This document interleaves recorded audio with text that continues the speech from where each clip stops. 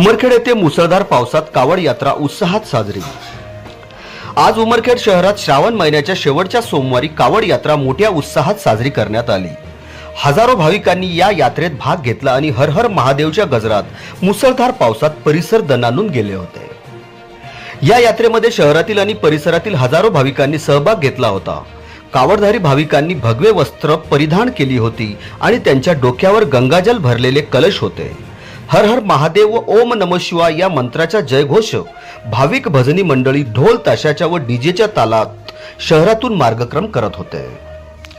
यावर्षी कावड यात्रेमध्ये विशेष उत्साह दिसून आला। मागील 3 दिवसापासून सतत मुसळधार पाऊस सुरू असताना भाविकांनी भक्तिभावाने आणि उत्साहाने या यात्रेमध्ये सहभाग घेतला।